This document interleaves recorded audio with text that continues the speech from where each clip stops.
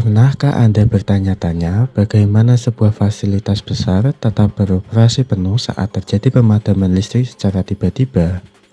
Jawabannya ada pada sistem mesin generator. Secara prinsip, generator tidak menciptakan listrik dari ketiadaan.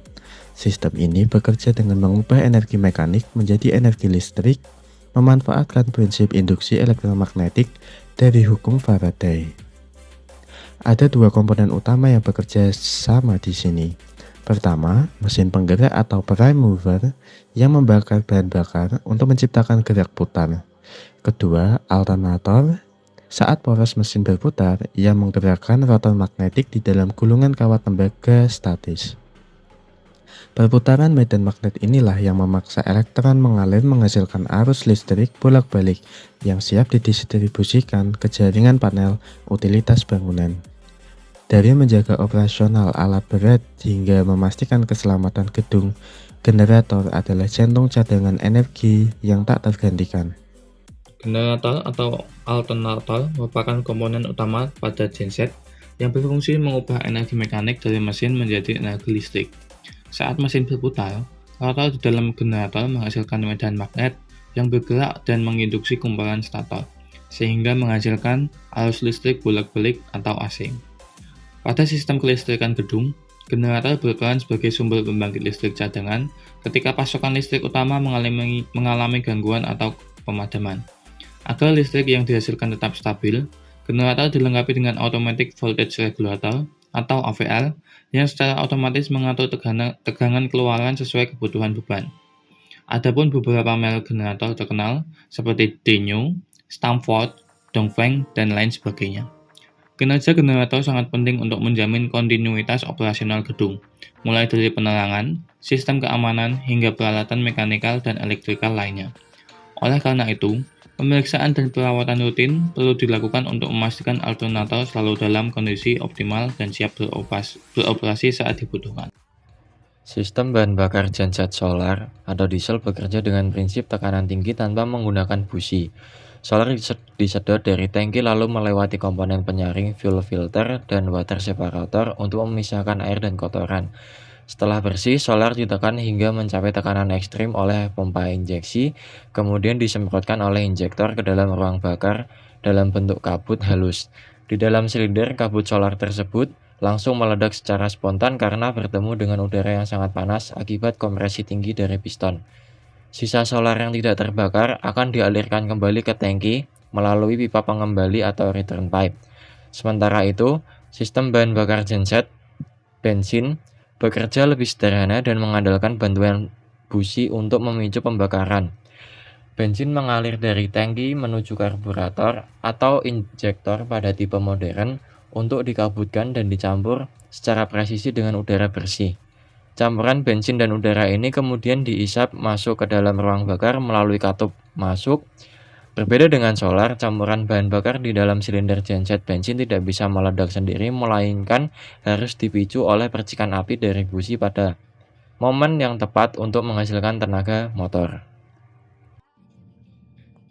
Sistem starting adalah mekanisme awal untuk memutar mesin genset hingga mencapai kecepatan putaran minimum agar pembakaran dapat terjadi. Terdapat tiga jenis utama sistem starting. Yang pertama, sistem start elektrik atau electric starter. Yang kedua, sistem start manual atau recoil atau engkol. Yang ketiga, sistem start kompresi atau udara bertekanan. Selanjutnya, untuk sistem penghawaan atau ventilasi adalah sirkulasi udara di dalam ruang genset yang berfungsi menyuplai oksigen untuk pembakaran dan membuang panas berlebih dari mesin serta radiator. Terdapat dua fungsi utama. Yang pertama adalah suplai oksigen. Yang kedua, pendingin ruangan atau cooling system. Oke, selanjutnya saya akan menjelaskan tentang sistem pendingin pada genset. Sistem pendingin berfungsi menyerap dan membuang panas dari mesin agar suhu tetap stabil dan mencegah overheat. Untuk komponennya, yang pertama ada radiator, yang kedua ada water pump atau pompa air, yang ketiga ada coolant atau air pendingin, yang keempat ada termostat, yang kelima ada cooling fan atau kipas pendingin, Yang keenam ada selang radiator. Untuk selang radiator yang berwarna biru berarti untuk coolant dingin, dan yang berwarna merah untuk coolant panas. Dan yang komponen yang terakhir ada nomor 7, water jet. Untuk cara kerjanya sendiri, yang pertama, coolant diserap oleh pompa air dan dialirkan ke seluruh mesin melalui water jet untuk menyerap panas dari blok silinder. Kemudian, coolant panas kemudian mengalir ke radiator untuk didinginkan dengan bantuan kipas pendingin. Yang terakhir, setelah suhu coolant turun, cairan kembali ke mesin dan siklus ini berlangsung terus-menerus selama genset masih beroperasi. Baik, selanjutnya yaitu sistem kelistrikan AMF dan ATS pada genset. AMF atau Automatic Main Failure merupakan sistem yang bertugas memantau kondisi sumber listrik utama, yaitu PLN. Ketika terjadi pemadaman atau gangguan pada listrik PLN, AMF akan mendeteksi kondisi tersebut dan memberikan perintah kepada genset untuk menyalakan secara otomatis. Sebaliknya, saat listrik PLN kembali normal, AMF akan memerintahkan genset untuk berhenti beroperasi. Selanjutnya terdapat ATS atau Automatic Transfer Switch.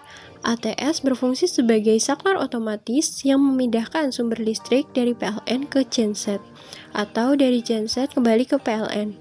ATS memastikan bahwa beban hanya terhubung ke satu sumber listrik pada satu waktu, sehingga sistem tetap aman.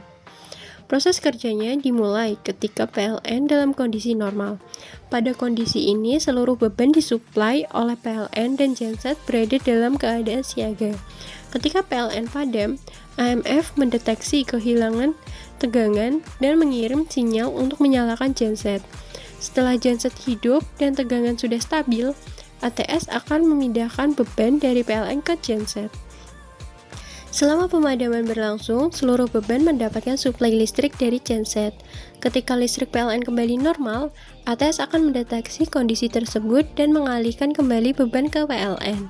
Setelah perpindahan selesai, genset biasanya tetap hidup beberapa saat untuk proses pendinginan atau cool down. Kemudian AMF akan mematikan genset secara otomatis. Dengan adanya AMF dan ATS, proses pemindahan sumber listrik dapat berlangsung secara otomatis, tanpa bantuan operator.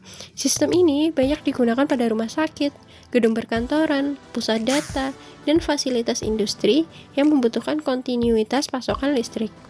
Kesimpulannya, AMF berfungsi sebagai pengendali dan pendeteksi gangguan sumber listrik utama, sedangkan ATS berfungsi memindahkan beban antara PLN dan genset secara otomatis. Kedua sistem ini bekerja bersama untuk menjaga keandalan pasokan listrik.